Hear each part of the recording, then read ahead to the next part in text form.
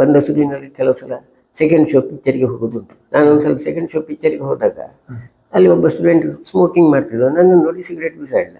ಆ ನಂತರ ನಾನು ಪಿಕ್ಚರ್ಗೆ ಹೋಗೋದು ನಿಲ್ಲಿಸಿದೆ. ಈ ಆಯುರ್ವೇದದ ಪ್ರಿಸ್ಕ್ರಿಪ್ಷನ್ ಯಾವತ್ತು ದೋಷದ ದೃಷ್ಟಿಯಿಂದ, ನೀವು ಯಾವುದೇ ಮಾಡರ್ನ್ ಡಯಾಗ್ನೋಸಿಸ್ ಇರಲಿ, modern diagnosis absolutely essential. General surgery ಯಾವುದನ್ನು ಮಾಡಲಿ ಬಿಟ್ಟಿಲ್ಲ, ಎಲ್ಲೋ ಆಗಿದೆ. ಹೌದು, ನಾನು ಹೇಳಿದಲ್ಲ, ಎಬ್ಡಮಿನ್ ಎಲ್ಲ ಥರದ ಸರ್ಜರಿ ಮಾಡಿ ಆಗಿದೆ. ಪ್ರಾಕ್ಟೀಸ್ ಇದ್ದಾಗ ಪ್ರಾಕ್ಟೀಸ್ನಲ್ಲಿ ನಿಮ್ಮ ಸೊಸೈಟಿ ಮಾತ್ರ ನಿಮ್ಮ ಪರೀಕ್ಷೆ ಮಾಡೋದು. ಟೀಚಿಂಗ್ ಹೋದ ನಂತರ ಸ್ಟೂಡೆಂಟ್ಸ್ ಪ್ರತಿ ದಿವಸ ನಿಮ್ಮ ಪರೀಕ್ಷೆ ಮಾಡ್ತಾರೆ. ನಾವು ಜನರಲಿ ನನ್ನ ದಿನ ಸ್ಟಾರ್ಟ್ ಆಗೋದು ಬೆಳಿಗ್ಗೆ 3 ಗಂಟೆಗೆ, 2:45 ಕೇಳ್ತೇನೆ. 3 ಗಂಟೆ ನಂದು ಎಲ್ಲ ಮುಗಿಸಿ ಸಾಧಾರಣ ಒಂದು 3:45-4 ಗಂಟೆ ನಂತರ ನಂದು ಅಕಾಡೆಮಿಕ್ ಆಕ್ಟಿವಿಟಿ. ಅದು ಮರಳಿ ಸ್ವಾಗತ. ನಮ್ಮ ಈ ಸಂದರ್ಶನ ಕಾರ್ಯಕ್ರಮದ 2ನೇ ಭಾಗವನ್ನ ಈಗ ಶುರು ಮಾಡೋಣ.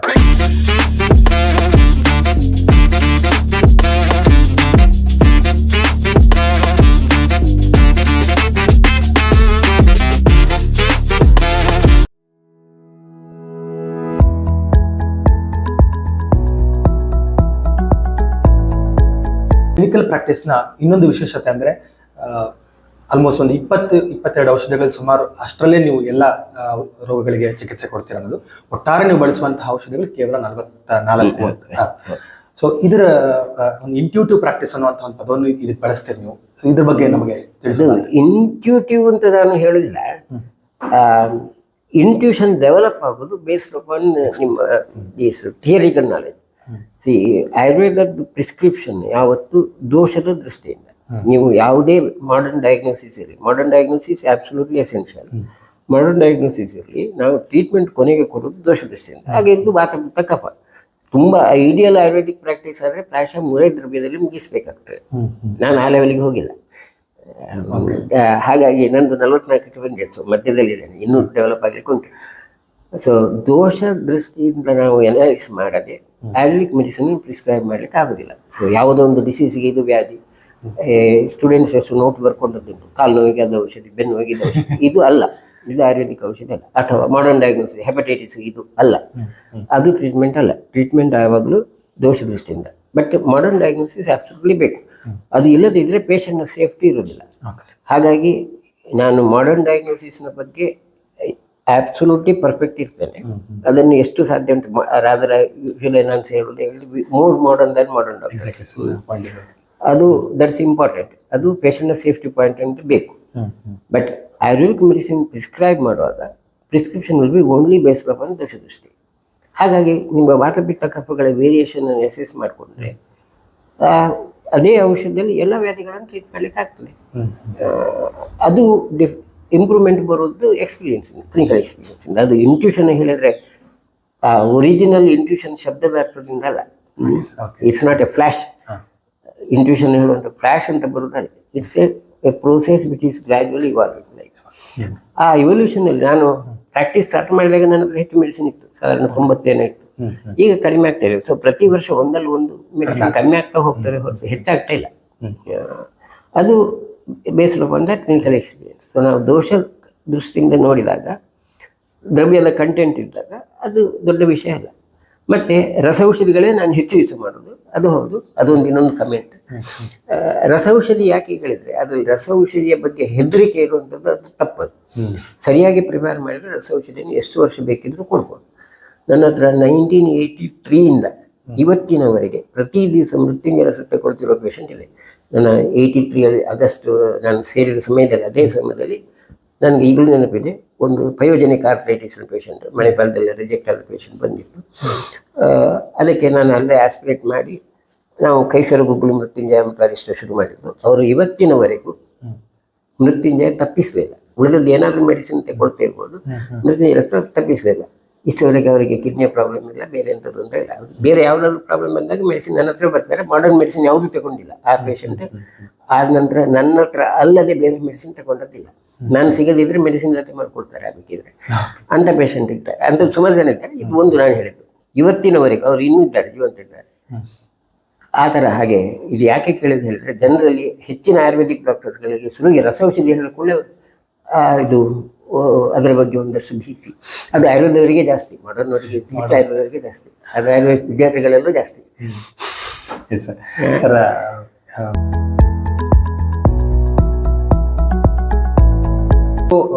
ಆಯುರ್ವೇದದಲ್ಲಿ ಶಸ್ತ್ರಚಿಕಿತ್ಸೆ ಸರ್ಜರಿ ಇದೆಯಾ ಅನ್ನೋ ಕೇಳ್ತಾರೆ. ನಿಮ್ಮ ಪ್ರಾಕ್ಟೀಸ್ ನಲ್ಲಿ ಯಾವುದೆಲ್ಲ ಸರ್ಜರಿಗಳು ನೀವು ಮಾಡಿದ್ರಿ? ಜನರಲ್ ಸರ್ಜರಿ ಯಾವುದನ್ನು ಮಾಡದೆ ಬಿಟ್ಟಿಲ್ಲ, ಎಲ್ಲೋ ಆಗಿದೆ. ಎಲ್ಲೂ ಆಗಿದೆ. ಹೌದು, ನಾನು ಹೇಳಿದಲ್ಲ, ಎಬ್ಡಮಿನ್ ಎಲ್ಲ ಥರದ ಸರ್ಜರಿ ಮಾಡಿ ಆಗಿದೆ. ಗ್ಯಾಸ್ CS ಕೂಡ ಮಾಡಿದ್ದೇನೆ. ಅದಂತಲ್ಲ, even endocrine, thyroid gland, cranial surgery, orthopaedic surgery ಮಾಡಿಲ್ಲ ಅಷ್ಟೇ. ಥೊರಾಸಿಕ್ ಸರ್ಜರಿ ಮಾಡಿಲ್ಲ. ಎಬ್ಡಮಿನ್ ವರೆಗಿನ ಎಲ್ಲ ಆಗಿದೆ.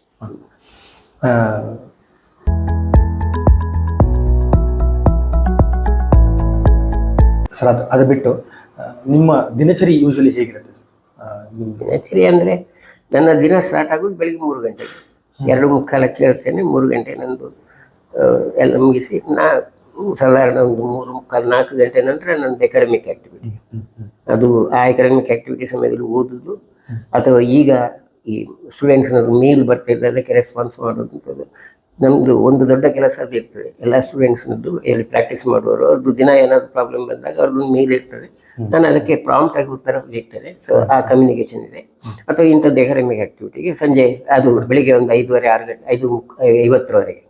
5:50 ನಂತರ ನಮ್ಮದೊಂದು ತೋಟ ಇದೆ, ಅದಕ್ಕೆ ನಾನು ತೋಟಕ್ಕೆ ನಾನೇ ಹಾರೆ ಹಿಡಿದು ಕೆಲಸ ಮಾಡ್ತೇನೆ. ಕೃಷಿ ಆ ಸಮಯ ಎಷ್ಟು ಸರ್ ತೋಟಕ್ಕೋಸ್ಕರ ಮಾಡಬೇಕು? ಒಂದು 6:45 5:30 6:45 ಅಲ್ಲಿ ಏನಾದರೂ ಒಂದು ಕೃಷಿ, ನಮಗೆ ತರಕಾರಿ ಮನೆಗೆ ಬೇಕಾದಷ್ಟು ಇರೋದಿಲ್ಲ, ಆದರೆ ನಾವು ಬೆಳೆದೊಂದು ಖುಷಿ ಇರ್ತದೆ. ಅಲ್ಲಿ 2 ಬೆಂಡೆ ಬೆಳೆದ್ರೆ ಪುನಃ ಅದನ್ನು ಪದಾರ್ಥ ಮಾಡಲಿಕ್ಕೆ 12 ಬೆಂಡೆ ಅಂಗಡಿಯಿಂದ ತರೋದು, ಮತ್ತೆ 2 ಬೆಂಡೆ ಸೇರಿಸಿ ನಮ್ಮ ಬೆಂಡೆ ಅಂತ ತಿನ್ನೋದು. ಹಾಗೆ ಅದೊಂಥರ ಹಾಬಿ. ಜಿಮ್ಗೆ ಹೋಗಿ ದುಡ್ಡು ಕೊಟ್ಟು ಎಕ್ಸರ್ಸೈಸ್ ಮಾಡೋ ಬದಲು ಅಲ್ಲಿ ನಾನೇ ಹಾರೆ ಹಿಡಿದು ಏನಾದರೂ ಮಾಡೋದು ಅಷ್ಟೇ. ಇಲ್ಲಿ ಒಂದು 4 ಕಿಲೋಮೀಟರ್ ದೂರದಲ್ಲಿದೆ ತೋಟ ಇದೆ, ಅಲ್ಲಿ ಒಂದು ಮನೆ ಇದೆ, ಅಲ್ಲಿ ನಮ್ಮ ಅಣ್ಣ ಇದ್ದಾರೆ, ಅಲ್ಲಿ ಆ ತೋಟದಲ್ಲಿ ಇದರಲ್ಲಿ ಏನಾದರೂ ಒಂದು ಕೆಲಸ ಮಾಡೋದು. ಅದೇ ಇದೆ ಅಂತಲ್ಲ, ಒಟ್ಟು ಏನಾದರೂ ಒಂದು ಫಿಸಿಕಲ್ ಆ್ಯಕ್ಟಿವಿಟಿ. ಅದು ಮುಗಿಸಿ ಬಂದರೆ ಮತ್ತೆ ಪುನಃ ಹಾಸ್ಪಿಟ್ಲಿಗೆ ಹೋಗೋದು. ನಮ್ಮದು ರೌಂಡ್ಸ್ ಆಗಬೇಕು. ಈಗ ಮೊದಲಿಗೆ ಆದರೆ 8 ಗಂಟೆಯಿಂದಲೇ ಹಾಸ್ಪಿಟ್ಲಲ್ಲಿ ಇರ್ತಿದ್ದೆ, ಈಗ 8:15 ಹಾಸ್ಪಿಟ್ಲಿಗೆ ಹೋಗೋದು. ಹಾಸ್ಪಿಟಲ್ ರೌಂಡ್ಸ್ ಮುಗಿಸಿ ಬಂದ ನಂತರ ನಮ್ಮದು ಇಲ್ಲಿ ಮತ್ತೆ 12 ಗಂಟೆ, ಸಾಧಾರಣ 1 ಗಂಟೆವರೆಗೆ ಸ್ವಲ್ಪ ಫ್ರೀ ಟೈಮ್. ಈಗ ಫ್ರೀ ಟೈಮ್ ಅಂದರೆ ಇಂಥದ್ದೇ ಅಲ್ಲ, ಈಗ ನಿಮ್ಮೊಂದಿಗೆ ಸಂದರ್ಶನ ಇದ್ದಾಗ ಯಾರಾದರೂ ಬಂದರೆ ಅಥವಾ ಬೇರೆ, ಅದು ಫಿಕ್ಸೆಡ್ ಪ್ರೋಗ್ರಾಮ್ ಅಂತ ಇಲ್ಲ. ಮಧ್ಯಾಹ್ನ ನಂತರ ಪೇಷಂಟ್ ಇರ್ತಾರೆ, ಸಂಜೆ 7 ಗಂಟೆ ಪೇಷಂಟ್ ಬರ್ತಾರೆ, ಅಲ್ಲಿಗೆ ಮುಗೀತು ನನ್ನ ದಿನ ಅಷ್ಟೇ. ಮತ್ತು ಆ ಸಂಜೆ ಹೊತ್ತಿಗೆ ಮತ್ತೆ ಎಕಾಡೆಮಿಕ್ ಆ್ಯಕ್ಟಿವಿಟಿ ಇಲ್ಲ. ಎಕಾಡೆಮಿಕ್ ಆ್ಯಕ್ಟಿವಿಟಿ ಏನಿದ್ರು ಬೆಳಿಗ್ಗೆ 3 ಗಂಟೆಗೆ.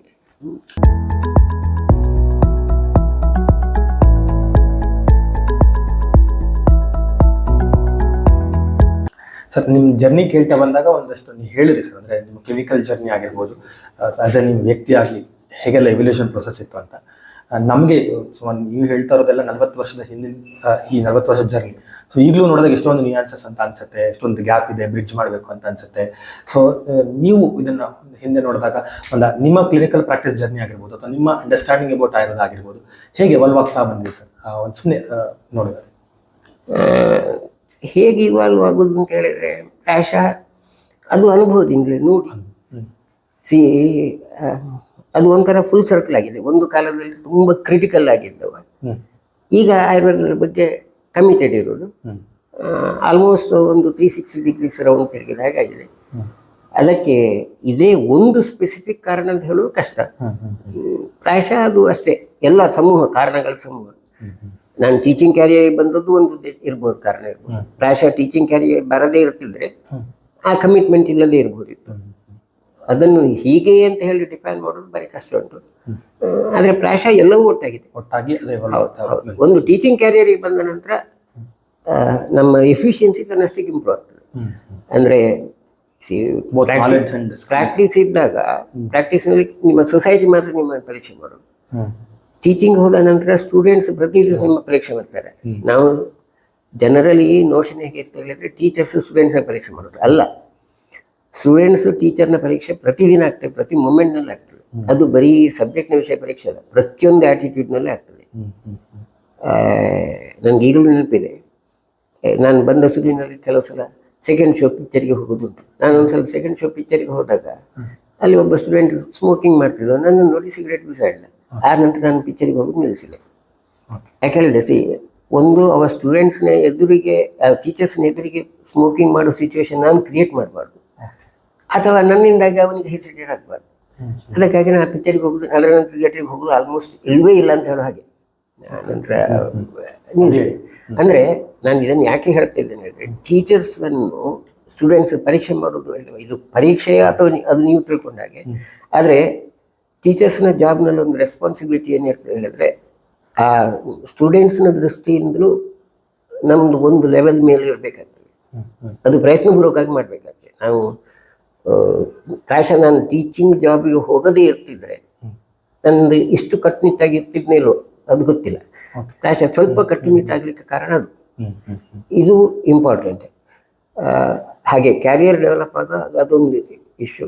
ಯಾಕೆ ಹೇಳಿದ್ರೆ ಆಫ್ಟರ್ ಆಲ್ ನಾನು ಒಬ್ಬ ವ್ಯಕ್ತಿ ಅದು ಇಂಪಾರ್ಟೆಂಟ್ ಇಲ್ಲ, ಬಟ್ ಆ ಟೀಚರ್ಸ್ನ ಗುರುವಿನ ಸ್ಥಾನ ಇಂಪಾರ್ಟೆಂಟ್. ಅದಕ್ಕೆ ಮರ್ಯಾದೆ ಯಾವತ್ತು ಕಮ್ಮಿ ಆಗಬಾರ್ದು. ಒಮ್ಮೆ ಆ ಸ್ಥಾನಕ್ಕೆ ಹೋಗಿ ಕೂತ ನಂತರ ಮರ್ಯಾದೆ ಉಳಿಸಲೇಬೇಕು ಯಾವುದೇ ರೀತಿಯಲ್ಲಿ, ಎಷ್ಟೇ ಕಷ್ಟ ಆದರೂ. ಇದು ಒಂದು ಇದ್ದದೆ. ಆ ದೃಷ್ಟಿಯಿಂದ ತುಂಬ ಕೆಲವು ಸಲ ನಮ್ಮ ಬೇಸಿಕ್ ಇಂಟ್ಯೂಷನ್ಗೆ ವಿರುದ್ಧವಾಗಿ ಹೋದದ್ದು ಉಂಟು. ಅದಕ್ಕಾಗಿ ಇಲ್ಲದಿದ್ದರೆ ನಮ್ದು ಏನು ಉಂಟು ಅದೇ, ಅದು ರಾಡಿಕಲ್. ಆ ವಿಷಯದಲ್ಲಿ ಕೆಲವು ಸಲ ಟೀಚರ್ಸ್ನ ಜಾಬ್ನದ್ದು ಮರ್ಯಾದೆ ಉಳಿಸ್ಲಿಕ್ಕಾಗಿ ಎಷ್ಟೋ ಸಲ ಹೋದುಂಟು. ಆದರೆ ಅದರಿಂದಾಗಿ ಕೊನೆಗೆ ಸ್ವಲ್ಪ ಮಟ್ಟಿಗೆ ಪರ್ಸನಾಲಿಟಿ ಚೇಂಜ್ ಆಗಿದೆ, ಇಲ್ಲ ಅಂತ ಹೇಳೋದಿಲ್ಲ, ಸ್ವಲ್ಪ ಮಟ್ಟಿಗೆ ಆಗಿರ್ಬೋದು. ಅದು ಇಂಪಾರ್ಟೆಂಟ್. ಮತ್ತು ಪ್ರಾಕ್ಟಿಷನರ್ ಆಗಿ ಸೊಸೈಟಿ ನಮ್ಮಿಂದ ಎಕ್ಸ್ಪೆಕ್ಟ್ ಮಾಡುವಂಥದ್ದು ಅದು ಕೂಡ ಹಾಗೇನೆ. ಅದು ಬರೀ ಮೆಡಿಕಲ್ ಸ್ಕಿಲ್ ಅಥವಾ ದುಡ್ಡಿನ ಮಾತ್ರ ಬರಲ್ಲ, ನಮ್ಮ ಪ್ರತಿಯೊಂದು ಆಸ್ಪೆಕ್ಟನ್ನು ಸೊಸೈಟಿ ಪರೀಕ್ಷೆ ಮಾಡ್ತಾ ಇರ್ತದೆ. ಸೊ ಮೆಡಿಕಲ್ ಜಾಬ್ ಏನು ಅಂತ ತುಂಬ ರಿಸ್ಕಿ ಜಾಬ್. ಸಣ್ಣ ತಪ್ಪಾದರೂ ಜನ ನೋಟ್ ಮಾಡ್ತಾರೆ. ಮತ್ತು ನಾವು ಏನೋ ನಮ್ಮದು ಕ್ಯಾರಿಯರ್ ಹೀಗೆ ಇರಬೇಕು ಅಂತ ನಾವು ಕಲ್ಪನೆ ಮಾಡ್ತೇವೆ, ಆದರೆ ಜನ ಅದನ್ನು ಹೇಗೆ ತಗೊಳ್ತಾರೆ ಹೇಳುವಂಥದ್ದು ಬೇರೆ ಇರ್ತದೆ. ನಾನು ನನ್ನನ್ನು ಎಸ್ಟಾಬ್ಲಿಷ್ ಸರ್ಜನ್ ಆಗಿ ಮಾಡಬೇಕು ಅಂತ ಶುರು ಮಾಡಿದರೆ ಕೊನೆಗೆ ನನ್ನ ಹೆಸರು ಈಗ ಹೆಚ್ಚಿರೋದು ಕನ್ವೆನ್ಷನಲ್ ಪ್ರಾಕ್ಟೀಸ್. ಅಂದರೆ ಜನ ಅದನ್ನು ಯಾವುದನ್ನು ಆಕ್ಸೆಪ್ಟ್ ಮಾಡ್ತಾರೆ ಗೊತ್ತಿಲ್ಲ. ನನ್ನ ಹತ್ರ ನಾನು 2 ಸ್ಕಿಲ್ ಇದೆ, ಸರ್ಜರಿ ಸ್ಕಿಲ್ ಇದೆ, ಮೆಡಿಕಲ್ ಸ್ಕಿಲ್ ಇದೆ. ಜನ ಯಾವುದನ್ನು ಆಕ್ಸೆಪ್ಟ್ ಮಾಡ್ತಾರೆ ಹೇಳುವಂಥದ್ದು ನನ್ನ ಕೈಯಲ್ಲಿಲ್ಲ. ಅದು ಜನ ಆಕ್ಸೆಪ್ಟ್ ಮಾಡ್ಕೊಂಡು ಹಾಗೆ ನಾವು ಅದಕ್ಕೆ ಸ್ವಲ್ಪ ಮಟ್ಟಿಗೆ ಫ್ಲೆಕ್ಸಿಬಲ್ ಇರಬೇಕಾಗುತ್ತೆ. ಸೊ ಲೋಕಯವ ಆಚಾರ್ಯ ಹೌದು, ಆದರೆ ಎಷ್ಟು ನಾವು ಫ್ಲೆಕ್ಸಿಬಲ್, ಇದು ತುಂಬ ಕಷ್ಟದ ಕ್ವಶನ್.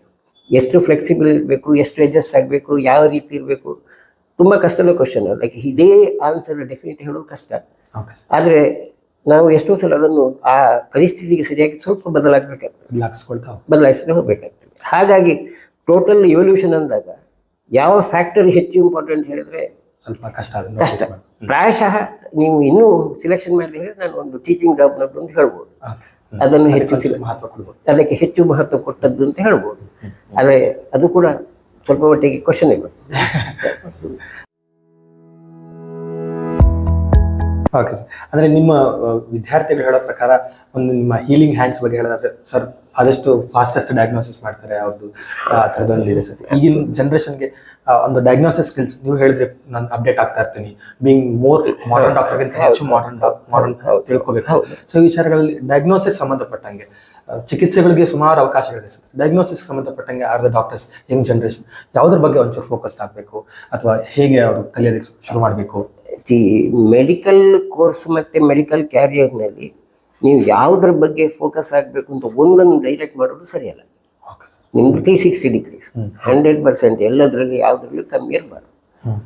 ಸೊ ಮತ್ತು ನಮ್ಮ ಡೆಫಿಷಿಯನ್ಸಿ ನಮಗೆ ಗೊತ್ತಿರಬೇಕು, ನಮಗೆ ಯಾವುದು ಆಗೋದಿಲ್ಲ ಅದು ಗೊತ್ತಿರಬೇಕು. ಎಲ್ಲವನ್ನು ಮಾಡಲಿಕ್ಕೆ ಎಲ್ರಿಗೂ ಸಾಧ್ಯ ಇಲ್ಲ.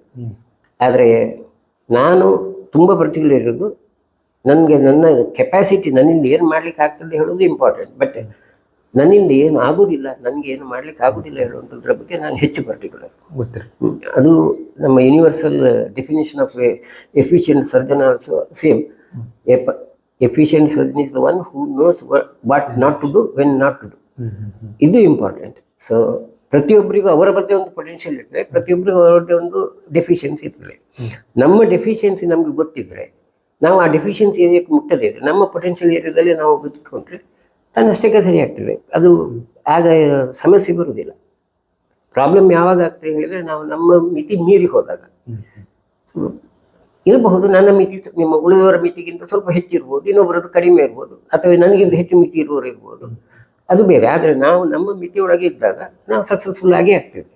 ಜನ ಅದನ್ನು ರೆಕಗ್ನೈಸ್ ಮಾಡೇ ಮಾಡ್ತಾರೆ. ಇದು ಡೆಫಿನೆಟ್. ಸರ್, ನೀವು ಆ ಟೀಚಿಂಗ್ ಪ್ರೊಫೆಷನನ್ನು ತುಂಬ ಇಷ್ಟಪಟ್ಟು ಮಾಡಿದ್ದ ಅಥವಾ ಹೇಗಿತ್ತು ಆ ಮೊದಲಿನ ಅನುಭವ? ಅದು ಹೇಳಿದಾಗೆ ಅವ್ರು ಟೀಚಿಂಗ್ ಪ್ರೊಫೆಷನ್ ಅಂದರು ನನ್ನ ಈ ವೃತ್ತಿ ಬದುಕಿನ ಒಳ್ಳೆ ರೋಲ್ ಪ್ಲೇ. ಖಂಡಿತ ಇಷ್ಟಪಟ್ಟು ಮಾಡಿದ್ದಲ್ಲ, ನಾನು ಟೀಚಿಂಗ್ ಬಂದದ್ದೇ RR ಭಟ್ರ ಕಾರಣದಿಂದ. ಬರುವಾಗ ನನ್ನ ಇದ್ದದ್ದು 5 ವರ್ಷ ಟಾರ್ಗೆಟ್. ಆದರೆ ಅದು ಟೀಚಿಂಗ್ ಒಂಥರ ಚಟ, ಅದು ಅದು ಮತ್ತೆ ಬಿಟ್ಟಿಲ್ಲ ಅಷ್ಟೇ. ಅದು ಚಟ ಹಿಡಿದ ಹಾಗೆ, ಅದು ಆ ಸ್ಟೂಡೆಂಟ್ಸ್ನೊಟ್ಟಿಗೆ ಮಿಂಗಲ್ ಆಗೋದು, ಸ್ಟೂಡೆಂಟ್ಸ್ನೊಟ್ಟಿಗೆ ಮಾತಾಡೋದು, ಅದೊಂಥರ ಚಟ ಇದ್ದ ಹಾಗೆ. ಹಾಗೆ ನೀವು ಬಂದಾಗಲೂ ಅದೊಂಥರ ಖುಷಿ ಇರ್ತದೆ. ಅದು ಒಂಥರ ಚಟ ಬೆಳೆದು ಹೋಗಿದೆ, ಅದನ್ನು ಬಿಟ್ಟಿರ್ಲಿಕ್ಕೆ ಆಗೋದಿಲ್ಲ. ಹಾಗಾಗಿ ಈಗ ಕ್ಯಾರಿಯರ್ ಇದು ರಿಟೈರ್ ಆದ ನಂತರ ಹೋಗ್ತಿದ್ದೇನೆ, ಅದನ್ನೇ ಮಾಡ್ತಿದ್ದೇನೆ. ಅದು ಪ್ರಾಯಶಃ ಬಿಡ್ಲಿಕ್ಕೆ ಆಗೋದು ಕಷ್ಟ ಉಂಟು, ಅದೊಂಥರ ಚಟ. ಸರಿ, ಯಾವುದಾದ್ರೂ ಒಂದಷ್ಟು ಒಂಚೂರು ನೆನಪಿಸ್ಕೊಳ್ಳುವಂಥ ಘಟನೆಗಳು ನಿಮ್ಮ ವಿದ್ಯಾರ್ಥಿಗಳ ಜೊತೆ ಆಗಿರ್ಬೋದು, ಅಥವಾ ಆ ಥರದ್ದು ಯಾವ್ದಾದ್ರು ಒಂದು 2 ಘಟನೆ ಸಾಕಷ್ಟಿದೆ. ಅದು ಯಾವುದನ್ನು ಮನಸ್ಸಿಗೆ ಹತ್ರ ಆಗಿರುವಂಥ ಯಾವ್ದಾದ್ರು 2 ಘಟನೆಗಳು? ಒಂದು ನಾನು ಆಗಲೇ ಹೇಳಿದೆ, ಸ್ಟೂಡೆಂಟ್ಸ್ ಬಂದು ನನಗೆ ಯಾಕೆ ಬೈಲಿಲ್ಲ ಅಂತ ಹೇಳೋದು, ಅದು ತುಂಬಾ ತುಂಬಾ ಇಂಪಾರ್ಟೆಂಟ್. ಅದು ತುಂಬಾ ಇಮೋಷನಲ್. ಅಂಥದ್ದು ಇಮೋಷನಲ್ ಘಟನೆಗಳು ತುಂಬಾ ಇದ್ದಾವೆ, ಒಳ್ಳೇದಿದೆ ಕೆಟ್ಟದ್ದಿದೆ, ಅಂಥದ್ದು ಬೇಡ. ಒಟ್ಟು ಅದನ್ನು ತುಂಬಾ ಎಂಜಾಯ್ ಮಾಡಿದ್ದೀರಿ? ಎಂಜಾಯ್ ಮಾಡೋದಂತೂ ತುಂಬಾ ಇದೆ. ಇನ್ನು ಹಾಗೆ ಒಂದು ಜೋಕ್ ಅಂತ ಹೇಳಿದ್ರೆ, ತಮಾಷೆ ಅಂತ ಹೇಳಿದ್ರೆ, ಅದು ನನಗೆ ಒಬ್ಬ ಸ್ಟೂಡೆಂಟ್, ಅವ ಆಬ್ಸಲ್ಯೂಟ್ಲಿ ಇನ್ಕ್ಯಾಪಬಲ್, ಎಕ್ಸಾಮಿನೇಷನ್ ಒಂದು ಏನು ಪರ್ಫಾರ್ಮೆನ್ಸ್ ಇರಲಿಲ್ಲ. ನಲ್ಲಿ ನಾನೇ ಎಕ್ಸಾಮ್ ಆಗಿದ್ದವ, ಅವನಿಗೆ ಫೇಲ್ ಮಾರ್ಕ್ ಕೊಟ್ಟಿತ್ತು. ಆದರೆ ತುಂಬ ಇನ್ಫ್ಲೂಯೆನ್ಷಿಯಲ್ ಮನುಷ್ಯ. ಆಗ ಮಂಗಳೂರು ಇನ್ಸ್ಟಿಟ್ಯೂಟ್ ಆಗ ಅವ ರಿಸಲ್ಟ್ ಮ್ಯಾನಿಪುಲೇಟ್ ಅದು ಗೊತ್ತಿರ್ತದೆ. ರಿಸಲ್ಟ್ ಇನ್ನು ಇಂಟರ್ನೆಟ್ಟಲ್ಲಿ ಇಲ್ಲದ ಸಮಯ, ಸುಮಾರು ಇನ್ನು 86 or 87. ಹಿಂದಿನ ರಿಸಲ್ಟ್ ಬರುವ ಹಿಂದಿನ ದಿವಸ ಒಂದು ಗೊನೆ ಬಾಳೆಹಣ್ಣು ಮತ್ತೊಂದಷ್ಟು ಎಲ್ಲ ಆ್ಯಪಲಲ್ಲಿ ಹಿಡ್ಕೊಂಡು ಮನೆಗೆ ಬಂದ. ಒಂದು ಕಾಲು ಮುಟ್ಟಿ ನಮಸ್ಕಾರ ಮಾಡಿ, ಸರ್ ನಾನು ಪಾಸ್ ಆಗಿದೆ. ನನಗೆ ಆಯ್ತು, ನನಗೆ ಅಂದರೆ ಏನು ಉತ್ತರ ಕೊಡಬೇಕು ಅಂತ ಗೊತ್ತಾಗಲಿಲ್ಲ. ನಾನು ಫೇಲ್ ಮಾಡಿದೆ ಅಂತ ಹೇಳಿಕ್ಕಾಗ್ತದೆ. ಆ್ಯಕ್ಚುಲಿ ನಾನು ಫೇಲ್ ಮಾಡಿದಂತಲ್ಲ, ಫೇಲ್ ಆದದ್ದು. ಪಾಸ್ ಆಗಿದೆ ಅಂತ ಹೇಳಿದ್ದಾನೆ. ಮರು ದಿವಸ ರಿಸಲ್ಟ್ ನೋಡಿದಾಗ, ಮತ್ತೆ ರಿಸಲ್ಟ್ ಅನೌನ್ಸ್ ಮಾಡಿ ನೋಡಿದಾಗ ಅವನಿಗೆ 61 ಮಾರ್ಕ್ ಬಂದಿದೆ, ನಾನು ಹಾಕಿದ್ದು 16 ಮಾರ್ಕ್. ಆದರೆ ಒಳ್ಳೆಯದು ಅದರಲ್ಲಿ, ನಾನು ಆ ಟೋಟಲ್ ಇನ್ಸಿಡೆಂಟಲ್ಲಿ ನೋಡೋದು ಹೇಳಿದರೆ, ಬೇರೆ ಕಡೆ ಎಲ್ಲಾದರೂ ಆಗಿದ್ದರೆ ಆ ಸ್ಟೂಡೆಂಟ್ ಹೋಗಿ ಟೀಚರ್ಗೆ 2 ಬಡಿಯೋದು, ಅಂಥದ್ದು ಏನಾದರೂ ಆಗ್ತಿತ್ತು. ಇದು ಬಂದು ಕೊಟ್ಟದ್ದು ಒಂಥರ, ಅದನ್ನು ನೀವು ಯಾವ ರೀತಿ ತಗೊಳ್ಬಾರ್ದು, ಅದನ್ನು ಒಳ್ಳೆಯದು ಕೆಟ್ಟದು, ಇದೊಂದು ವಿಚಿತ್ರ ಅನುಭವ. ಬಟ್ ಯಾವತ್ತೂ ಮರೆಯಲಾಗದಿದ್ದದು. ಸ್ಟೂಡೆಂಟ್ಸ್ಗೆ ಅವರು ಆ ತಮ್ಮ ಇದನ್ನು ತಪ್ಪನ್ನು ತಿಳ್ಕೊಂಡು, ಆದರೂ ಅದನ್ನು ಏನೋ ಮೋಸದಿಂದ ಮಾಡಿದ್ರು ಕೂಡ ಅದಕ್ಕೇನೋ ಒಂದು, ಅದನ್ನು ಯಾವ ರೀತಿ ಅದನ್ನು ನೀವು ಸೈಕಲಾಜಿಕಲಿ ಯಾವ ರೀತಿ ಅನಲೈಸ್ ಮಾಡಬೇಕು ಹೇಳೋದು ನನಗೆ ಇನ್ನೂ ಗೊತ್ತಾಗಿಲ್ಲ. ಬಟ್ ಒಂದು ಘಟನೆ, ವಿಚಿತ್ರ ಘಟನೆ. ಹೌದು, ಇವತ್ತಿಗೂ ಅವ ನನ್ನ ಫ್ಯಾನ್. ಓಕೆ. ಹಾಗೆ ಕೆಲವು ಕೆಟ್ಟ ಅನುಭವ ಹೇಳಿದರೆ, ಎಷ್ಟೋ ಜನ ನಮ್ಮ ಸ್ಟೂಡೆಂಟ್ಸ್ ಈಗ ಪ್ರಾಕ್ಟೀಸ್ ಮಾಡ್ತಾ ಇದ್ದಾರೆ 15-20 ವರ್ಷ ಆದ ನಂತರ. ಒಬ್ಬ ಸ್ಟೂಡೆಂಟ್ ಅವ ರ್ಯಾಂಕ್ ಹೋಲ್ಡರ್, ಅವಾಗ ಒಳ್ಳೆ ಪ್ರಾಕ್ಟೀಷನರ್ ಅಂದರೆ ರೋಲಿಂಗ್ ಪ್ರಾಕ್ಟೀಷನರ್, ಮಾಡರ್ನ್ ಮೆಡಿಸಿನ್ ಕೊಡೋದು, ಆಯುರ್ವೇದಿಕ್ ಮೆಡಿಸಿನ್ ಕೊಡೋದಿಲ್ಲ. ನಮ್ಮ ಮಗುವಿಗೆ ರಿಪೀಟೆಡ್ ರೆಸ್ಪಿರೇಟರಿ ಇನ್ಫೆಕ್ಷನ್ಸ್, ಆ್ಯಂಟಿಬಯೋಟಿಕ್ ಎಲ್ಲ ಕೊಟ್ಟು ಸಾಕೆ, ಕೊನೆಗೆ ಯಾಕೋ ಚರ್ಮರ ನೆನಪಾಯಿತು. ಬಂದು ಮಗನ ತೋರಿಸಿ, ನೀವು ಆಯ್ತು ತ್ರಿಭುವನ ಕೀರ್ತಿ ಸ್ವಲ್ಪ ದಿನ ಕೊಡು ಅಂತ ಹೇಳಿದೆ. ಅವ ಸರ್ ಹೆಸರು ನೆನಪುಳಿಯೋದು ಬರೆದು ಕೊಡಿ ಅಂತ. ಇದು ತುಂಬ ಕೆಟ್ಟ ಅನುಭವ ನನಗೆ. ಆ ದಿವಸ ಕೆಲವು ದಿವಸ ನಿದ್ದೆ ಬಂದಿರಲಿಲ್ಲ. ಅಂದರೆ ಅವು ರ್ಯಾಂಕ್ ಹೋಲ್ಡರ್, ಅವ ಟಾಪರ್, ಕ್ಲಾಸಿನ ಟಾಪರ್, ಪ್ರಾಕ್ಟೀಸ್ ಮಾಡಿ 10-15 ವರ್ಷ ಸಾಕಷ್ಟು ದುಡ್ಡು ಮಾಡಿದ್ದಾನೆ, ಒಳ್ಳೆ ರಿಚ್ ಇದ್ದಾನೆ. ಅವನಿಗೆ ನಾನು ತ್ರಿಭುವನ ಕೀರ್ತಿ ಹೆಸರು ನೆನ್ಪುಳಿಯೋದಿಲ್ಲ ಅಂತ ಆದರೆ ಯಾರು ಏನು ಮಾಡಬೇಕು? ನಮ್ಮ ಟೀಚಿಂಗ್ ಬೆಲೆ ಉಂಟ ಇಲ್ವಾ? ಇಂಥದ್ದು ಆಗಿದೆ. ಅದು ತುಂಬ ಕೆಟ್ಟ ಅನುಭವ, ಅದು ಮರೆಯಲಿಕ್ಕೆ ಆಗೋದಿಲ್ಲ. ನೀವು ಮರೆಯಲಿಕ್ಕೆ ಆಗೋದಿಲ್ಲ ಘಟನೆ ಹೇಳಿದಾಗ ಇದು ತುಂಬ ಕೆಟ್ಟದೆ. ಇಂಥದ್ದು ಆಗಿದೆ, ತುಂಬ ಇದೆ ಅಂಥದ್ದು ಇಲ್ಲ, ಮುಗಿಯುವಂಥದ್ದಲ್ಲ. ಬಟ್ ಆದರೂ ಒಂದು ವಿಶೇಷವನ್ನು ನೋಟಿಸ್ ಮಾಡಿದೆ ಸರ್ ನಾನು. ಅಂದರೆ ನಿಮಗೆ ನೀವು ಕಾಲೇಜ್ ಜಾಯ್ನ್ ಆಗಿದ್ದ ಡೇಟ್ ಆಗಿರ್ಬೋದು, ನೀವು ಮುಗಿಸಿದ ಡೇಟ್ ಆಗಿರ್ಬೋದು, ಅಪ್ಪ ನಿಧನರಾಗಿ, ಅಂದರೆ ತುಂಬ ನೆನಪಿನ ಶಕ್ತಿ ತುಂಬ ಅಲ್ಲ. ಅವೆಲ್ಲ ಮೈಲು ಕಷ್ಟಗಳು, ಅದನ್ನು ಮರೆಯುವುದು ಹೇಗೆ? ಅದನ್ನು ಮರೆತರೆ ಮತ್ತೆ ಏನು ಜೀವನದಲ್ಲಿ? ಅದ್ರದ್ದು ಸರ್, ಒಟ್ಟಾರೆ ನಿಮ್ಮ ಹುಟ್ಟು ಹಾದಿ ಜೊತೆಗೆ ವೃತ್ತಿ ಬದುಕು ಇದೆಲ್ಲವನ್ನು ನೋಡ್ಕೊತ ಬಂದಾಗ ಒಂದು ವೈಯಕ್ತಿಕ ಬದುಕು ಅಥವಾ ಒಂದು ನಿಮ್ಮ ಫ್ಯಾಮಿಲಿ ಲೈಫ್, ಇದನ್ನ ಅಂದರೆ ಬಿಕಾಸ್ ನೀವು ಅಷ್ಟು ಡೆಡಿಕೇಟೆಡ್ ಆಗಿ ನೀವು ಸರ್ವಿಸ್ ಓರಿಯೆಂಟೆಡ್ ಆಗಿದ್ದು ಅಷ್ಟಿರಬೇಕಾದಾಗ ನಿಮ್ಮ ಈ ಬದುಕು ಹೇಗೆ ಸಾಗ್ತಾ ಇತ್ತು, ಅದನ್ನು ನೀವು ಹೇಗೆ ಬ್ಯಾಲೆನ್ಸ್ ಮಾಡ್ತಾ ಇದ್ರಿ, ಮ್ಯಾನೇಜ್ ಮಾಡ್ತಾ ಇದ್ರಿ? ಅದು ಅವ್ರ ಹತ್ರ ಕೇಳಬೇಕು. ಏನೋ ಅದು ಬ್ಯಾಲೆನ್ಸ್ ಆಗ್ತಾ ಇದೆ, ಅದು ಹಾಗೇನೆ. ಅದರ ಒಂದು ಅವರು ಪ್ರೊಫೆಷನಲ್ ಇದ್ದದ್ರಿಂದ ಅವರಿಗೆ ಸಮಸ್ಯೆಗಳು ಗೊತ್ತಾಗ್ತದೆ. ಹೌದು. ಮತ್ತು ಹಾಗೆ ಫ್ಯಾಮಿಲಿ ಲೈಫ್ನದ್ದು ಇದು ನೆಗೆಟಿವ್ ಬೇಕಿದ್ರೆ ನನ್ನ ಮಗ ಮೆರಿಟ್ ಹೋಲ್ಡರ್, ಅವನಿಗೆ ಎಂಟ್ರೆನ್ಸ್ನಲ್ಲಿ 216 ರ್ಯಾಂಕ್ ಬಂದಿತ್ತು. ಸೊ ಮೆಡಿಕಲ್ ಕಾಲೇಜಿಗೆ ಆರಾಮಾಗಿ ಹೋಗೋದಿತ್ತು. ಅವ ನಾನು ಮೆಡಿಕಲ್ ಕಾಲೇಜಿಗೆ ಹೋಗಬೇಕು, ಮೆಡಿಕಲ್ ಕೋರ್ಸ್ ಮಾಡಬೇಕು ಅಂತ ಸ್ವಲ್ಪ ಮಟ್ಟಿಗೆ, ತುಂಬ ಇನ್ಸಿಸ್ಟ್ ಮಾಡಲಿಲ್ಲ, ಸ್ವಲ್ಪ ಮಟ್ಟಿಗೆ ಅವನು ಇನ್ಫ್ಲೂಯೆನ್ಸ್ ಮಾಡಲಿಕ್ಕೆ ನೋಡಿದ್ದೆ. ಅವ ಅಮ್ಮನ ಹತ್ರ ಹೇಳಿದ್ರು, ನನಗೆ ಅಪ್ಪನಾಗಿ ಹಗಲು ರಾತ್ರಿ ಒದ್ದಾಟ ಆಗಲಿಕ್ಕೆ ಸಾಧ್ಯ ಇಲ್ಲ, ಒದ್ದಾಟ ಮಾಡಲಿಕ್ಕೆ ಸಾಧ್ಯ ಇಲ್ಲ, ನಾನು ಮೆಡಿಕಲ್ ಕೋರ್ಸಿಗೆ ಹೋಗೋದಿಲ್ಲ ಅಂತ ಹೇಳಿದ್ರೆ ಕೊನೆಗೆ ಬಿಟ್ಟೆ. ಕೆಲವು ದಿವಸ ಸ್ವಲ್ಪ ಡಿಸಪಾಯಿಂಟ್ ಆಗಿತ್ತು ನನಗೆ. ಅಂದರೆ ನಮ್ಮದು ಈ ಲೈಫ್ ನೋಡಿಕೊಂಡು ಅವನಿಗೆ ಮಗನಿಗೆ ಅದು ನೆಗೆಟಿವ್ ಫೀಲಿಂಗ್ ಬಂದಲ್ಲ, ಸ್ವಲ್ಪ ಮಟ್ಟಿಗೆ ಕೆಟ್ಟ. ಅದೇನಾಗಿಲ್ಲ, ಕೆಟ್ಟದು ಅಂತ ಆಗಲ್ಲ. ಆದರೆ ನೀವು ಪರ್ಸನಲ್ ಲೈಫ್ನದ್ದು ಇನ್ನೊಂದು ಆಸ್ಪೆಕ್ಟ್ ಅಂತ ಹೇಳಿದ್ರೆ, ನಾನು ನೆಗೆಟಿವ್ ಅಂತ ಹೇಳಬೇಕು ಪಾಸಿಟಿವ್ ಹೇಳಬೇಕು ಗೊತ್ತಿಲ್ಲ. ಅವನ ಕ್ಯಾರಿಯರ್ ಅವ್ನು ಮಾಡ್ಕೊಂಡಿದ್ದಾನೆ, ಆರಾಮದಲ್ಲಿದ್ದಾನೆ, ತೊಂದರೆ ಇಲ್ಲ. ಆದರೆ ಈಗ ಅದೇ ಸಾಫ್ಟ್ವೇರ್ನಲ್ಲಿದ್ದಾನೆ. ಮೊನ್ನೆ ಇದರಲ್ಲಿ ಲಾಕ್ಡೌನ್ ಸಮಯದಲ್ಲಿ ವರ್ಕ್ ಫ್ರಮ್ ಹೋಮ್ ಇದ್ದಾಗ ನಾನು ಬೆಳಿಗ್ಗೆ 3 ಗಂಟೆಗಿದ್ದ ಮಲ್ಕೊಳ್ಳಿಕ್ಕೆ ಹೋಗ್ತಾ ಇದ್ದೆ. ಒಂದು ದಿವಸ ಹೇಳಿದ್ದೆ, ನೋಡು ಯಾವ್ದು ಕಷ್ಟ ಯಾವ್ದು ಸುಖ ಅಂತ ಹೇಳಿದೆ, ಬಿಡ್ಲಿಲ್ಲ ಸರ್, ತೀರಿಸ್ಕೊಂಡ್ರಿ. ಬಟ್ ಅದನ್ನು ನೆಗೆಟಿವ್ ಅಂತ ಹೇಳೋದಲ್ಲ. ನೀವೆಲ್ಲ ನೀನು ಎಂತ ಪಬ್ಲಿಷ್ ಮಾಡ್ತೀರಾ, ಮಗ ನೋಡುವಾಗ್ತೀರ.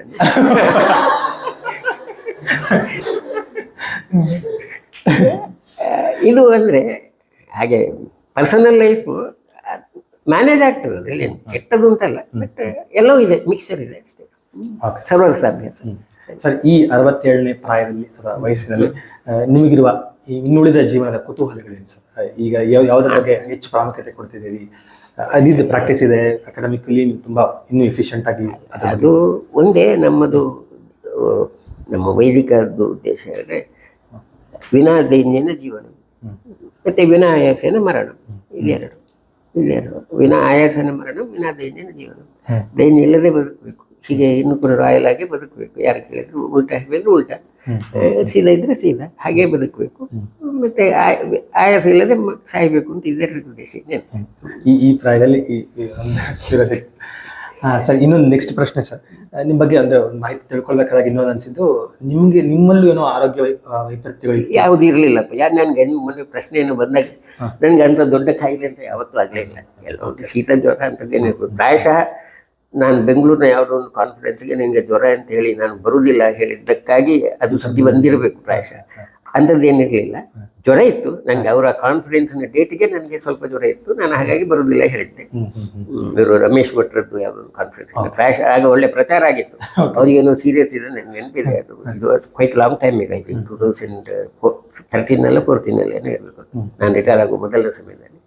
ಆಗ ಒಳ್ಳೆ ಪ್ರಚಾರ ಆಗಿತ್ತು ಅವರಿಗೆ ಸೀರಿಯಸ್ ಅಂತೇಳಿ. ಅದು ಸೀರಿಯಸ್ ಏನಿರಲಿಲ್ಲ, ವೈರಲ್ ಫೀವರ್ ಇತ್ತು, ಮೇಕೈ ನೋಯಿತ್ತು. ನಾನು ಬೆಂಗಳೂರಿನವರೆಗೆ ಟ್ರಾವೆಲ್ ಮಾಡೋದು ಬೇಡ ಅಂತೇಳಿ ನಾನು ಬರೋದಿಲ್ಲ ಅಂತ ಹೇಳಿದ್ದೆ. ಅದು ಪ್ರಚಾರ ಆಗಿತ್ತು ಅವ್ರಿಗೇನು ಸೀರಿಯಸ್ ಅಂತೇಳಿ. ಹಾಗೆ ಅದು ಕೇಳಿರ್ಬೇಕು. ಅಂಥದ್ದು ದೇವರ ದಯದಿಂದ ಅಂಥದ್ದು ಯಾವ ಕಾಯಿಲೆ ಇಲ್ಲ ಸದ್ಯಕ್ಕೆ, ಇಷ್ಟರವರೆಗೆ ಯಾವ ಕಾಯಿಲೆ ಇಲ್ಲ. ಸರ್, ಈ ಜರ್ನಿಯಲ್ಲಿ ಅಂದರೆ ನಿಮ್ಮ ದೈಹಿಕ ಆರೋಗ್ಯ, ಸಾಮಾಜಿಕ ಆರೋಗ್ಯ ಇದೆಲ್ಲ ರಿಫ್ಲೆಕ್ಟ್ ಆಗ್ತಿತ್ತು ಸರ್. ಬಟ್ ನಿಮ್ಮ ಆಧ್ಯಾತ್ಮಿಕ ನಿಲುವುಗಳು ಅಥವಾ ಜೀವನ? ಆಧ್ಯಾತ್ಮಿಕ ಅದೇ, ನಾನು ನಾಸ್ತಿಕ ಅಲ್ಲ. ಆದರೆ ನನ್ನ ಧಾರ್ಮಿಕ ವಿಚಾರವನ್ನು ಪ್ರಚಾರಕ್ಕೆ ಮಾಡೋದಲ್ಲ. ಧಾರ್ಮಿಕ ನಂಬಿಕೆ, ಧರ್ಮ ಮನೆಯೊಳಗೆ ನಮ್ಮ ಆಚಾರಕ್ಕೆ, ಅದನ್ನು ಆಚರಿಸುತ್ತೆ. ಹಾಗಾಗಿ ನಾನು ದೇವಸ್ಥಾನದ ಒಳಗೆ ಹೋಗೋದು ಭಾರಿ ಕಡಿಮೆ. ಹೋಗೋದೇ ಇಲ್ಲ ಅಂತ, ಹೋಗಬಾರ್ದು ಅಂತ ಇಲ್ಲ.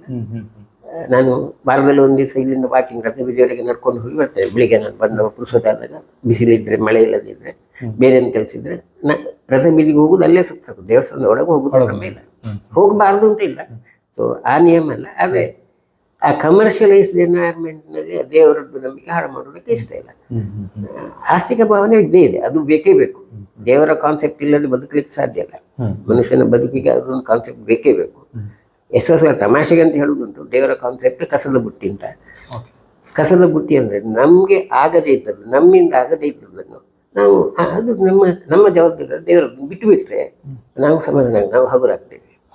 ನಮಗೆ ಹಗುರ ಆಗಬೇಕಿದ್ರೆ ಹೌದು ನಂಬೇಕಾಗಿ ನಮಗಿಂತ ಹೊರಗಿನದು, ಅದು ದೇವರು ಅಂತ ಹೇಳಿ ಅಥವಾ ಇನ್ನೇನಾದರೂ ಹೆಸರು ಹೇಳಿ ಅದು ಇಂಪಾರ್ಟೆಂಟ್ ಅಲ್ಲ.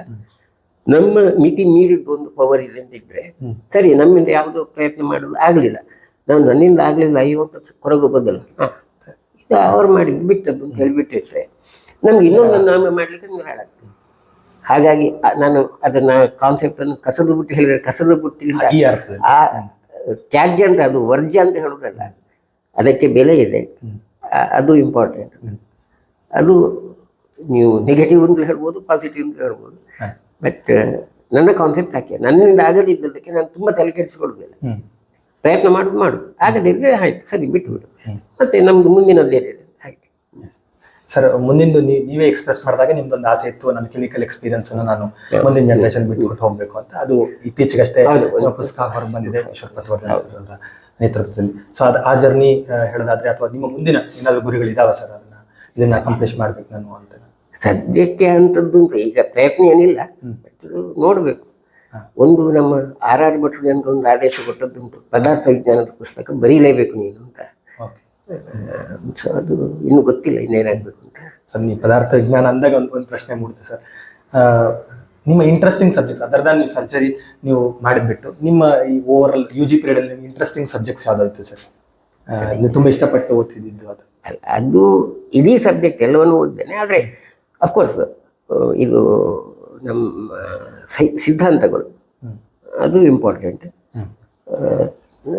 ದರ್ಶನಗಳು ಎಲ್ಲವೂ ಅದು ನನ್ನ ಬೇಸಿಕ್ ಸಬ್ಜೆಕ್ಟ್. ನಾನಂದರೆ ಮೊದಲು ನಮ್ಗೆ ಗೊತ್ತಿದ್ದರಿಂದ so basic subject important. Physiology ತುಂಬ ಬೇಸಿಕ್ ಸಬ್ಜೆಕ್ಟ್, ಅದು ಗೊತ್ತಿಲ್ಲದೆ ನಿಮಗೆ ಪೆಥಾಲಜಿ ಗೊತ್ತಾಗೋದಿಲ್ಲ. ಸೊ ಪೆಥಾಲಜಿ ಅರ್ಧ ಆಗಬೇಕಿದ್ರೆ ಅದು ಗೊತ್ತಿರಬೇಕು. ಮತ್ತು ಕ್ಲಿನಿಕಲ್ ಸಬ್ಜೆಕ್ಟ್ನಲ್ಲಿ ರೇಡಿಯಾಲಜಿ ಒಂದು ನಂದು extra interest other than surgery.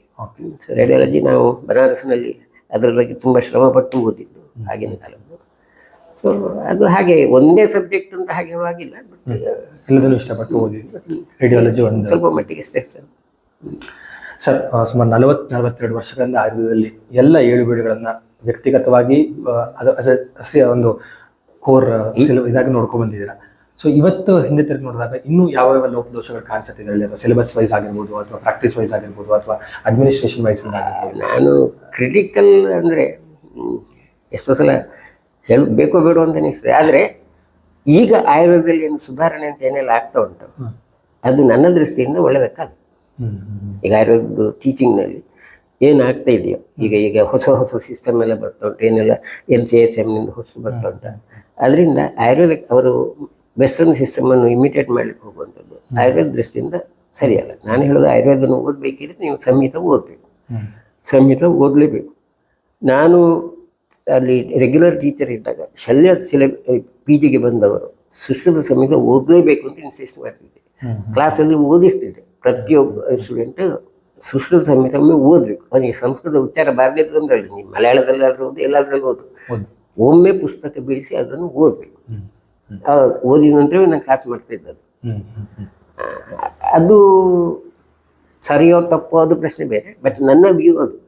ನಿಮಗೆ ಆಯುರ್ವೇದ ಅರ್ಥ ಆಗಬೇಕಿದ್ರೆ ಆಯುರ್ವೇದವನ್ನು ಅದರ ಮೂಲ ರೂಪದಲ್ಲೇ ಓದಬೇಕು. ಆದರೆ ಅಷ್ಟೇ ಸರಿಯಾಗಿ ಮಾಡರ್ನ್ ಸಬ್ಜೆಕ್ಟನ್ನು ಅದರ ಮೂಲ ರೂಪದಲ್ಲಿ ಓದಬೇಕು. ಈ ಎರಡನ್ನು ಬ್ರಿಡ್ಜ್ ಮಾಡೋಂಥದ್ದಲ್ಲ, ಇಂಟಿಗ್ರೇಟ್ ಮಾಡುವಂಥದ್ದು. ಅದರಿಂದ ನಿಮ್ಗೆ ಅದು ಇಲ್ಲ ಇದು ಇಲ್ಲ, ಎರಡು ದೊಡ್ಡ ಕಾಲಿಟ್ಟವನ್ನಾಗ ಸಿಲೆಬಸ್ ಅದನ್ನು ಮಾಡಕ್ಕೆ ಟ್ರೈ ಮಾಡ್ತಾ ಇದೆ.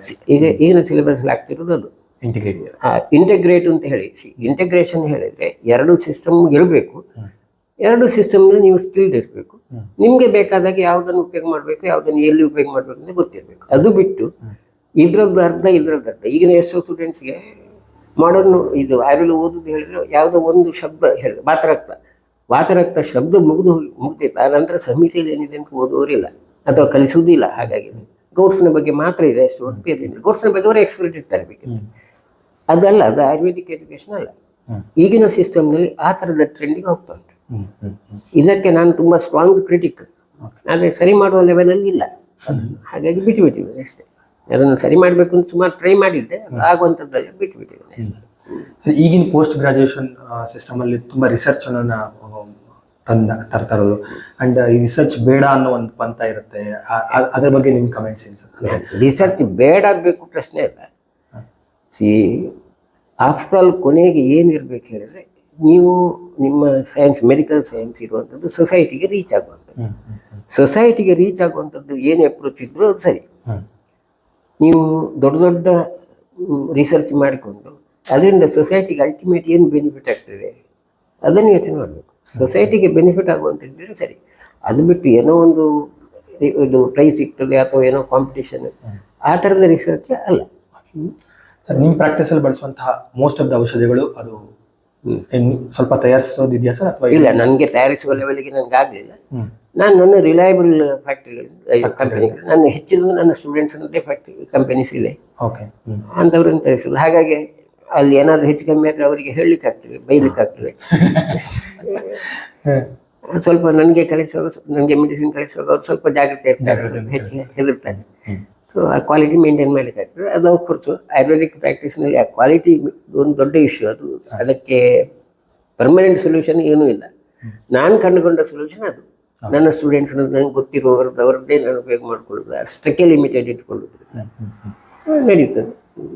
ಸರ್, ಈ ಎಲ್ಲ ಪ್ರಯತ್ನಗಳಲ್ಲೂ ಒಂದು ತೃಪ್ತ ಭಾವನೆ ನೀವು ಕಂಡಿದ್ದೀನಿ ಅಂತ ನೀವು ಹೇಳಿ, as A teaching, as A physician ಆಗಿ ಇನ್ನೇನಾದರೂ ಸಣ್ಣ ಪುಟ್ಟ ರಿಗ್ರೆಟ್ಸ್ ಇದೆಯಾ ಸರ್?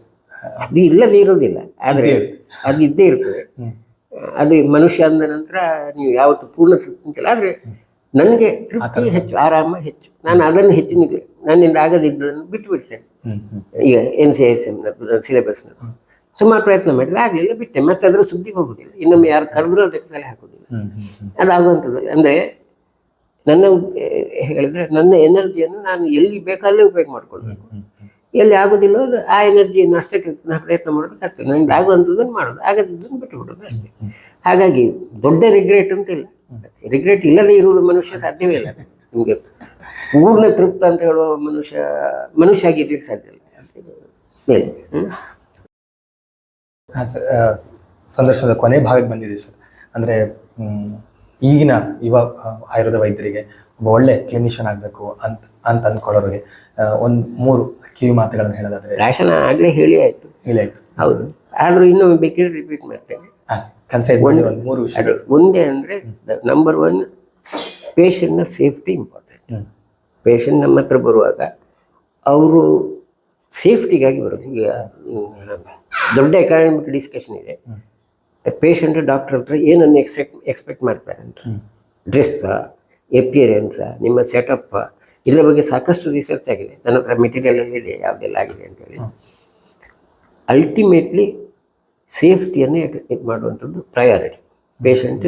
ಅದು ಕೂಡ ಟ್ರೆಂಡ್ ಚೇಂಜ್ ಆಗ್ತಾ ಉಂಟು. ಈಗ ಟೋಟಲ್ ಮೆಡಿಸಿನ್ ಫೀಲ್ಡ್ನಲ್ಲಿ ಟ್ರೆಂಡ್ ಚೇಂಜ್ ಆಗ್ತಾ ಉಂಟು.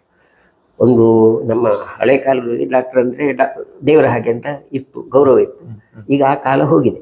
ಈಗ ಸೊಸೈಟಿ ಡಾಕ್ಟರ್ ಪ್ರೊಫೆಷನನ್ನು ತುಂಬ ಕ್ರಿಟಿಕಲ್ ಆಗಿ ನೋಡ್ತಾ ಇದೆ. ಸೊಸೈಟಿ ತಪ್ಪಲ್ಲ, ನಮ್ಮ ಪ್ರೊಫೆಷನಲ್ಲಿ ತಪ್ಪಿದೆ, ಅದಿರಲಿ. ಹಾಗಾಗಿ ನಾವು ಅದರ ಬಗ್ಗೆ ತುಂಬ ಕೇರ್ಫುಲ್ ಇರಬೇಕಾಗ್ತದೆ. ಪ್ರತಿಯೊಂದು ಪಾಯಿಂಟ್ನಲ್ಲಿ ನಾವು ಪೇಷಂಟ್ನ ಸೇಫ್ಟಿಯನ್ನು ನೋಡ್ಕೊಂಡಿರ್ಬೇಕಾಗ್ತದೆ. ಅದು ಇಂಪಾರ್ಟೆಂಟ್. ನಮ್ಮ ಸಿಸ್ಟಮ್, ನಮ್ಮ ಕಮಿಟ್ಮೆಂಟ್, ಅದು ನೆಕ್ಸ್ಟ್. ನಾನು ಆಯುರ್ವೇದಿಕ್ ಸಿಸ್ಟಮ್ ಕಮಿಟೆಡ್ ಅಂತೇಳಿ ಅದರಿಂದಾಗಿ ನನ್ನ ಕಮಿಟ್ಮೆಂಟ್ ಪೇಷಂಟ್ಗೆ ತೊಂದರೆ ಆಗಲಾಗಿ ನೋಡ್ಕೊಳ್ಳೋದು ಅದು ಇಂಪಾರ್ಟೆಂಟ್.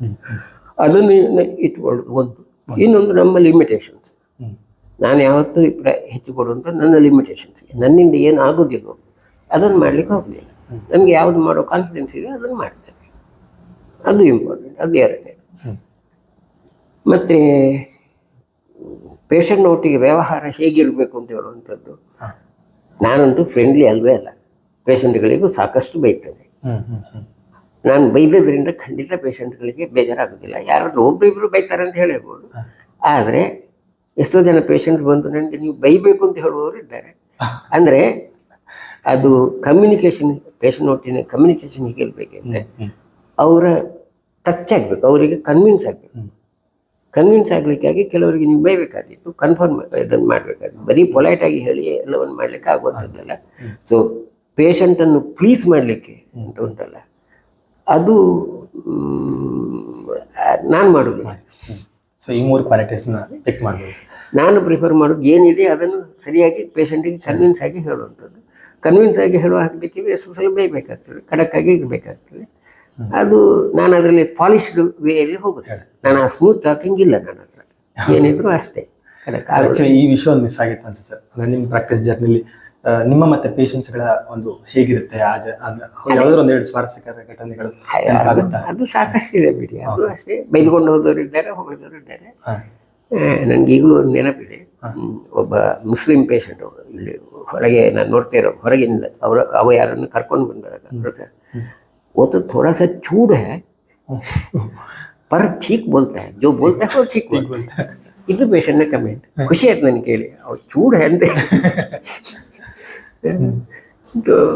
ಇದು ಪೇಷಂಟ್ ಅಂದರೆ ಸಿ ಅದು ಹಾಗೆ ನನ್ನ ಬಗ್ಗೆ ಪೇಷಂಟ್ಗಳ ಮಧ್ಯೆ ಪ್ರತಿಯೊಂದು ಹಾಗೆ ಅವರು ತುಂಬ ಕಟ್ತ್ರೋಟು, ಅವ್ರದ್ದು ಭಾರಿ ಕಷ್ಟ ಅವ್ರದ್ದು ಡೀಲ್ ಮಾಡೋದು. ಅವರಿಗೆ ಎಷ್ಟೋ ಸಲ ಹೇಳಿರ್ತಾರೆ, ಅವ್ರು ಬೈತಾರೆ, ನೀವು ಹೆದರಿಕೊಂಡು, ಎಷ್ಟೋ ಜನ ಪೇಷಂಟ್ ಹೆದರಿಕೊಂಡು ಬರ್ತಾರೆ, ಈಗ ನೀವಾಗ ಹೇಳಿದಾಗೆ ಹೆದರಿಕೆ ಅಂತ ಹೇಳಿ ಹೆದರಿಕೊಂಡು ಬರ್ತಾರೆ. ಅದಕ್ಕೆ ಅದು ಇರ್ತದೆ, ಮತ್ತೆ ಅದಾಗ್ತದೆ, ಸ್ಮೂತ್ ಆಗ್ತದೆ.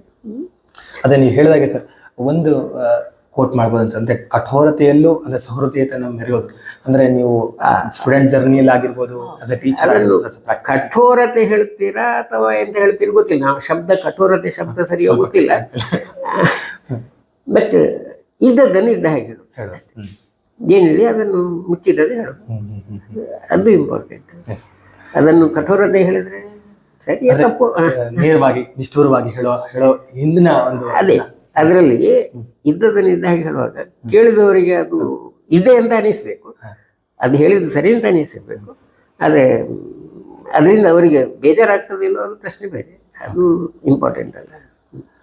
ಸರ್ ಒಟ್ಟಾರೆ ಸ್ವಲ್ಪ ಹೆದರ್ಕೊಂಡು ಮುಗಿಸಿದ್ವಿ ಸರ್. ಕೊನೆಗೂ ಈ ಸಂದರ್ಶನದ ಅಂತಿಮ ಹೆದರಿಕೊಂಡೆ ಸ್ವಲ್ಪ ಇದೆ ಸರ್, ಅಂತಿಮ ಘಟ್ಟಕ್ಕೆ ಬಂದಿದ್ದೀವಿ ಸರ್. ಒಟ್ಟಾರೆ ಹೇಗೆ ಅನಿಸ್ತದೆ ಸರ್ ಸಂದರ್ಶನ, ಪ್ರಶ್ನೆಗಳು? ಅಲ್ಲ, ನಿಮ್ಮ ಪ್ರಯತ್ನ ಖುಷಿ ಆಗ್ತದೆ. Thank you sir. ಆದರೆ ನೀವು ಕೊನೆಗೆ ಇದರಿಂದ ಏನು ಸಾಧಿಸ್ತೀರಿ ಅಂತ ಹೇಳೋ ಬಗ್ಗೆ ನಿಮ್ಮ ಕಲ್ಪನೆ ಏನಾದ್ರು ಇದೆಯಾ? ಹಾಂ ಸರ್, ಅಂದರೆ ನಾನು ಹಾಗೆ ಕೇಳಿದಂತ ಬೇಜಾರು ಮಾಡ್ಕೊಡ್ಬೇಡಿ. ಇಲ್ಲ ಸರ್, ನೀವೀಗ ಎಷ್ಟು ಜನರನ್ನು ಭೇಟಿ ಮಾಡಿ ಏನು ಸಾಧಿಸಬೇಕು ಅಂತ ಇದೆ ಮುಗಿಸ್ಬಿಡೋಣ ಸರ್. ಹಾಗಾದ್ರೆ ಆಮೇಲೆ ಇದನ್ನ ಅಲ್ಲ ಇರಲಿ, ಅದು ರೆಕಾರ್ಡ್ ಆಗಲಿ ಸರ್. ಅಂದ್ರೆ ಸರ್ ಔಟ್ಕಮ್ ಏನು ಅಂತಂದ್ರೆ ನಾವೆಲ್ಲರೂ ನಿಮ್ಮ ಟಾರ್ಗೆಟ್ ಎಕ್ಸಾಕ್ಟ್ಲಿ ಉದ್ದೇಶ, ಈ ಇಂಟರ್ವ್ಯೂ ಸೀರೀಸ್ ಇಂದ ಉದ್ದೇಶ ಇದ್ದಿದ್ದು ಅದೇ ನಾನು ಹೇಳಿದಾಗೆ, ಇಷ್ಟೊಂದು ಈ ಜರ್ನಿಯನ್ನ ನಾವು ಬೇರೆ ಏನೋ ಸರ್ನ ಮೀಟ್ ಆಗಕ್ಕೆ ಹೋಗ್ತೀವಿ ಅನ್ನೋದು ಬೇರೆ ಆಗುತ್ತೆ. ಅದರ ಒಂದು ಸಂದರ್ಶನದ ಫಾರ್ಮೆಟ್ ಇಟ್ಕೊಂಡು ಹಲವು ಪ್ರಶ್ನೆಗಳ ಮೂಲಕ ಕೇಳಿದಾಗ ಅವರಿಂದ ಎಷ್ಟೊಂದು ವಿಚಾರಗಳು, ಅವರ ಸೋಲಿನ ಪಾಠಗಳು, ಅವರ ಗೆಲುವಿನ ಹಾದಿಗಳು, ಈ ಎಲ್ಲ ಬೇರೆ ಬೇರೆ ಆಯಾಮಗಳಲ್ಲಿ ನಮಗೊಬ್ಬ ವ್ಯಕ್ತಿ ಪರಿಚಯ ಆದ ಹೋದಾಗ ಅವರ ಅನುಭವಗಳು ನಮಗೆ ನಮ್ಮ ಮುಂದಿನ ಲೈಫ್ಗೆ ಆಡ್ ಆನ್ ಆಗ್ತಾ ಹೋಗುತ್ತೆ. ಆ್ಯಂಡ್ ನಾವು ಒಂದು ಬದುಕನ್ನು ಈ ಥರ ಸಕ್ಸಸ್ಫುಲ್ ಮಾಡೆಲ್ಸನ್ನು ಬೇರೆ ಬೇರೆ ಆಯಾಮಗಳನ್ನು ನೋಡಿದಾಗ ನಾವೊಂದು ಯಾವ ಮಾಡೆಲ್ನ ರೂಪಿಸ್ಕೊಳ್ಬಹುದು ಅನ್ನೋದು ಒಂದು ಗೊತ್ತಾಗುತ್ತೆ. ಇಷ್ಟವರೆಗೆ ಏನು ಕಲ್ಪನೆ ಬಂದಿದೆ? ಈಗ 11 ಜನರ ಮೀಟಾಗೆ ನಾನು 100 ಅಂತ ಹೇಳ್ತೀರಾ, ಏನು ಕಲ್ಪನೆ ಬಂದಿದೆ? ಇದೆಲ್ಲ ಸಾಧ್ಯ ಆದೀತು ಅಂತ ಅನಿಸ್ತದೆ, ಆಗುದಿಲ್ಲ ಅಂತ ಅನಿಸ್ತದೆ? ಅಲ್ಲ ಸರ್, ಸಾಧ್ಯ ಆದೀತು ಅಂತ ಅನ್ಸುತ್ತೆ. ಈಗ ನೀವು ಹೆದರೋ ಸಿಚುವೇಶನ್ ಆಕ್ಚುಲಿ ಸರ್, ಅಂದ್ರೆ ನಾವು ಈ 1.5 ವರ್ಷ ನಾವು 10 ಜನ ಒಟ್ಟಿಗೆ ಈ ಟ್ರಾವೆಲ್ ಮಾಡಿದ ಜನರಲ್ಲಿ ಹಲವು ಏರುಪೇರುಗಳು ನಮ್ಮಲ್ಲೂ ಇತ್ತು ಸರ್. ಅಂದ್ರೆ ಒಬ್ರು ಅದೇ ಜೊತೆಗೆ ವಿವಾಹವಾದಾಗ ಗಂಡ ಹೆಂಡತಿ ಜೊತೆ ಎಷ್ಟೊಂದು ಭಿನ್ನಾಭಿಪ್ರಾಯಗಳು ಬರೋದುಂಟು. ಅದ್ರ 10 ಜನ ಬೇರೆ ಬೇರೆ ಊರುಗಳು, ಬೇರೆ ಬೇರೆ ಸಂಸ್ಕಾರ ಎಲ್ಲ ಜೊತೆಗಿದ್ದಾಗ ಏನ್ ಮಾಡಬಹುದು ಪರಿಕಲ್ಪನೆ.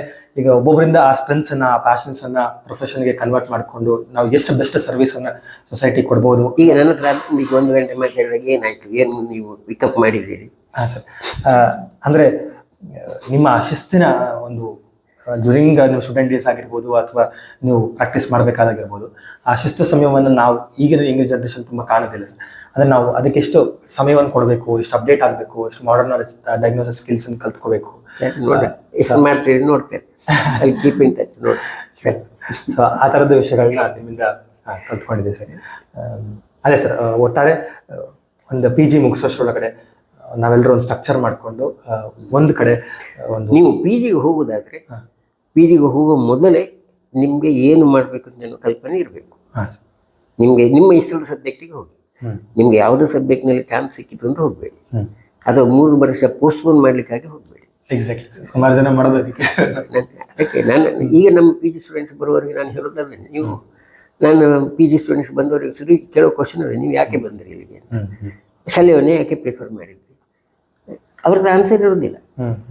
ನಿಮ್ಮ ಹತ್ರ ಅದು ಆನ್ಸರ್ ಇಲ್ಲದೆ ನೀವು PGಗೆ ಹೋಗಬೇಡಿ. ಒಂದು PGಗೆ ಹೋದ ನಂತರ, ಒಮ್ಮೆ PG ಮಾಡಿದ ನಂತರ ಅಟ್ಲೀಸ್ಟ್ ಒಂದು ಸ್ವಲ್ಪ ವರ್ಷ ಆದರೂ ಟೀಚಿಂಗ್ ಜಾಬ್ಗೆ ಹೋಗಲೇಬೇಕು. ಸ್ವಲ್ಪ ವರ್ಷ ಆದರೂ ಟೀಚಿಂಗ್ ಜಾಬ್ಗೆ ಹೋಗದೇ ಇದ್ದರೆ ನಿಮ್ಮ ಪೋಸ್ಟ್ ಗ್ರಾಜುಯೇಷನ್ ಉಪಯೋಗ ಇಲ್ಲ. ಇದು 2 ಇಂಪಾರ್ಟೆಂಟ್, ಅದನ್ನು ಯಾವಾಗ ಮರಿಬೇಡಿ. ನಿಮಗೆ ಸೀಟ್ ಸಿಕ್ಕಿದ್ದು ಅಂತ PGಗೆ ಹೋಗಬೇಡಿ. ಕೆಲವು ಜರ್ನಿಗಳಲ್ಲಿ ಕೇಳಿದಾಗ ಈ ಥರದ ಒಂದಷ್ಟು ರಿಯಲೈಸೇಷನ್ಸ್ ಆಗಿದ್ದು ಉಂಟು. ಅಂದರೆ ನಾವು ಸಡನ್ ಆಗಿ ಧುಮುಕಬೇಕು ಒಂದಷ್ಟು ನಿರ್ಧಾರಗಳು ತಗೊಂಡಿದ್ವಿ, ಬಟ್ ಅದಕ್ಕೆಲ್ಲ ಅನುಭವನೂ ಅಷ್ಟೇ ಇಂಪಾರ್ಟೆಂಟ್ ರೋಲ್ ಪ್ಲೇ ಮಾಡುತ್ತೆ ಅನ್ನೋದನ್ನು ಗೊತ್ತಾಗಿದೆ. ಈಗ ಸಬ್ಜೆಕ್ಟ್ ನಿಮ್ಮ ಇಂಟ್ರೆಸ್ಟ್, ಒಬ್ಬರಿಗೆ ದ್ರವ್ಯ ಇರ್ಬೋದು, ಇನ್ನೊಂದು ಅದು ಆಯಾ ಒಬ್ಬ ಇಂಟ್ರೆಸ್ಟ್. ಆದರೆ ನೀವು ಹೋದ ನಂತರ ನೀವು ಏನು ಮಾಡಬೇಕು ಅನ್ನೋ ಕಲ್ಪನೆ ಇರಬೇಕು. ಈಗ ಶುರುಗೆ ಇರಬೇಕು. ಆಯಿತು, ನೀವು ಎಕ್ಸ್ಪೆಕ್ಟ್ ಮಾಡಿದ ಹಾಗೆ ಆಗದೇ ಇರ್ಬೋದು, ಅದು ಬೇರೆ. ಅದು ಎಲ್ಲರೂ ಸಕ್ಸಸ್ ಆಗ್ತದೆ ಅಂತ ಹೇಳೋಕ್ಕಾಗೋದಿಲ್ಲ. ಆದರೆ ಕಲ್ಪನೆ ಇಲ್ಲದೆ ಹೋಗೋದು ಸರಿಯಲ್ಲ, ಅದು important. Thank you so much sir, ಇಷ್ಟು ಸಮಯ ಕೊಟ್ಟು ಇಷ್ಟು ಮುಕ್ತವಾಗಿ ನಿಮ್ಮ ಎಲ್ಲದನ್ನ ಮೆಮೊರೀಸ್ ರಿಕಲೆಕ್ಟ್ ಮಾಡಿಕೊಂಡು ನಮಗೆ ಒಂದು ಅನುಭವ ನಾನು ನಿಮಗೆ ತುಂಬ ಧನ್ಯವಾದ ಹೇಳ್ತೇನೆ. ನನಗೂ ಒಂದು ಸ್ವಲ್ಪ ಒಳ್ಳೆ ಅಪರಚುನಿಟಿ ಆಯಿತು. ಇಂದ್ರದ ನಾನು ಎಂಜಾಯ್ ಮಾಡ್ತೇನೆ ನಮ್ಮ ಸ್ಟೂಡೆಂಟ್ಸ್ ಒಟ್ಟಿಗೆ. ಮತ್ತು ನನಗೆ ಹಳತೆಲ್ಲ ನೆನಪು ಮಾಡ್ಕೊಳ್ಳಿಕ್ಕೆ ಒಂದು ಒಳ್ಳೆಯದಾಯಿತು. ಕೆಲವು ಸಲ ಇಮೋಷನಲ್ ಆಗಿ ಬಿಟ್ಟಿದ್ದೇನೆ ಕೆಲವು ವಿಷಯಗಳಲ್ಲಿ, ಅದು ಇದ್ದದ್ದೇ ಅದೇ. Thank you so much sir. ಒಟ್ಟಾರೆ ತಂಡದಿಂದ